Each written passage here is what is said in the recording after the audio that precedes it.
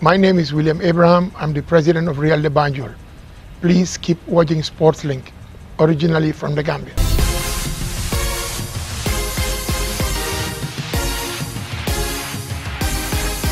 Welcome to the news segment right here on SportsLink. I am Modla Mimbia, and I'm delighted to say I'm sharing this platform today with the coach of the Nigerian Under-23 team, who happens to be Mr. Samson Siasia. They are currently in the country for some days camp before heading out to Dakar for the African Under-23 Championship. Welcome, coach, and thank you for granting us this interview. Why Gambia? Why not Gambia? That's a question. Okay, Gambia is very close to Senegal, so it's a very nice country. Peaceful. The environment is good. We're just by the beach, relaxing and actually trying to concentrate on what we're here for. And we need a quiet place to come and practice and do our finishing touches towards the tournament coming up on the 28th. So Gambia is a perfect place for us to be.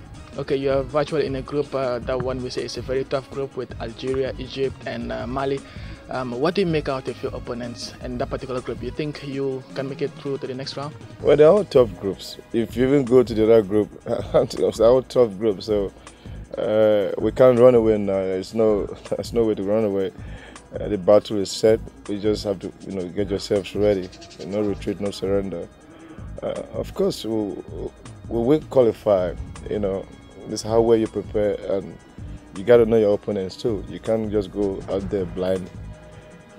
For you to do well, you need to know your opponents. So we try as much as we can to know a lot about them. I think we have their videos already. We'll study them and look at the areas they could destroy us and exploit in those areas that we think we can use against them. Yeah. So it's going to be a tough game, a difficult one with mostly North African countries. We know how well they play, but we're all ready too, because we didn't just get here by mistake. We're here to stay, and we're trying the best that we can to make sure we qualify. Okay, you have handed under-23 call-ups to 4 players from the under-17 team that won the World Cup in Chile. Don't you think it's too early for them to come to this big stage? I don't think it's too early. I haven't seen them perform, and we all know they've done very well. So the ones we think we want to encourage, the young shall always grow. There are young people playing games, football everywhere. It's about time we realize that the young people are the ones playing football, if not actually playing up to now. Yeah. So we're trying to encourage those young ones, bring them in to see how well they can be part of this team. The only one that is here now is Victor Osimhen, the highest goal scorer. Yeah. And we're happy he's here with us. He has to rest a little bit, but once he has trained one time with us, from what I saw, I think that guy has, prospects that he has qualities and he's going to improve. We're just trying to guide him to make sure, discipline-wise, it's okay. And all these young ones, they play one good game, sometimes it gets into their head, that becomes another problem. So we need to guide these players. Okay, and before coming to Gambia, we are aware that you were in Morocco, and you had some players in your camp, and particularly 2 players that you actually sent home. Will one say Mr. Siasia is a very strict coach with rules? I'm a strict coach. We all have to abide by the rules, I don't make them. But then don't you think it was vital for you to at least give them a chance to celebrate with their particular teams, to rejoice with the... What about the other players that left their clubs and come over? We only had 5 players since we started. So only time we have 1 week to prepare, and we all agreed, the clubs agreed that these players will stay. The next day, 2, 3 of them said they want to go back to their clubs. It doesn't make any sense. So how do we actually prepare to go to Senegal? It wasn't me, it's all their fault. The guys that are here, why can't they if they all go, then how can we get a team? So that's what they wanted, so that's fine. You need to still work on to advise, to talk with those players. If we're not playing those games like that, I don't think we'll have the opportunity to do it. You can't do it on that day in Senegal, it'll be too late. So it's best for us to play these matches and assess our players and look at those areas we need to improve on before we get to Senegal. Okay, and there are some Nigerians currently here in the Gambia, and I'm sure we also do have some in Senegal. Ahead of the competition next week, what word will you have for them? Because that 12th man is vital for your team. The 12th man, and we'll actually know who the 12th man is. Well, I'm not going to say he's not a referee.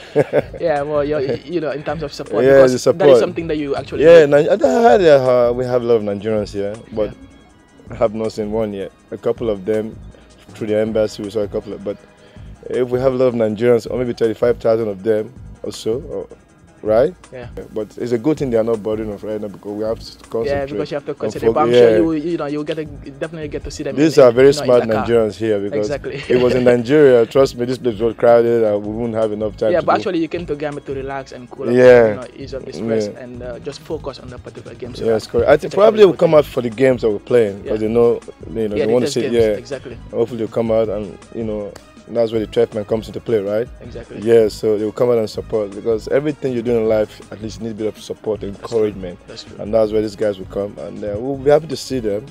We'll try the best that we can to have a good game with the Gambians and the clubs that we're going to play against with the under 20s too, right? Yeah, under 23 and as well as the a football club called Real de Banjul. It's going to be a good game. It's going to be an interesting one. We want to play and allow the Gambians come out and watch our games and criticize constructively and make our corrections before going to Senegal. So I'm happy they've agreed to play against us in such a short notice. I just want to thank the FA for what they're doing, the support and the encouragement. I haven't heard about a lot of things that have been going on around us. It's awesome. These guys are good. I just want to thank every one of them. And since we came right from the airport, they didn't know we were coming. I don't know how they knew, but they came to the airport. It was actually all over the newspapers even before your arrival. Okay, they came to the airport and then planned to come. Yeah, they welcomed us and all. So we're actually very happy to be here. Yeah, this is a smiling coast, and we're always smiling. So yeah, the smiling country. We actually appreciate that you are here in our country to prepare for such a very great tournament. And I'm glad to be here, and I just want to thank them for their hospitality and for taking us to be part of them and all that. All we promise is we live here, we're going to make them proud because of the support and all. We're going to go to Senegal and make sure we qualify to go to the Olympics. That will be our thank you to them. Okay, and just before coming to my final question, let me ask you, are you currently having all the necessary support from your federation as the NFF? Everything intact before the tournament next week? Everything is, yeah, of course. Because we are aware that most of the times African teams fail because of this bonus row with the federations, the players not happy, and all whatnot. Trust me, if it's for bonus, we won't be here. Everything is fine. We're not playing for money. We're playing for pride. For the pride and for the pride of the country. That's the most important thing. If you put money into play, then you're not in the right place. You understand? The country is giving you a platform to show yourself. Yeah. You can't get anywhere else. Exactly. So you have to give the best that you can for the country. That's what you have to do for your country. Exactly. Wearing the national colors, not everybody's going to wear it. Exactly. So you have that privilege to wear it. You have to give the best. That's you understand? Right. First, you are playing for yourself before the country because your father's name is the one that we call it before Nigeria. And Nigeria is just trying to help you. So if you allow money to come into what you're trying to do now, then you've lost it. Okay, and finally, this is actually another question that we want to ask, but I'm sure you're currently a media person, and we all know what is currently happening back home in your country and the sad situation with your mother. And can you please bring us up to speed with what is currently happening? Well, those crazy people in our state think they're crazy. They should try to get a job, and that's what they should be doing. The governor have to look into these issues of kidnapping. It's not even good for the country. Yeah, it's really sad. It's a sad thing. If you have people trying to come to invest in the country and our state is a small state. There are a lot of things that has to be done in that state. Industries, creating jobs for people. Do you think that's just a strategy they want to use to make you fail in Dakar? No, I don't think so.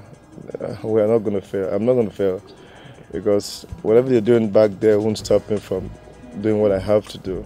You understand? There'll be distractions here and there, but when you have a job, you have to be very focused. I believe that they'll get my mom back, without any problems. But if I don't focus on what I'm doing now, and she comes back home okay, then it's like I've lost everything. So we're trying to be positive. We have to scale through them. It's not easy just sitting down here talking about it, but this is what we have to do. Yeah. The job first, while we're still praying for my mom to come back home. And pray we will still continue, and we hope she is back at home safe and sound. And thank you very much, coach, and we wish you all the best of luck in Dakar, and hopefully see Nigeria at the Rio Olympics in 2016. Yeah, hopefully. I want to thank all the Gambian people here. Thanks for your friendship. You know, it's going to go a very long way. We'll go back to Nigeria. This is the first time I'm coming to Gambia. I didn't know this how nice this place is.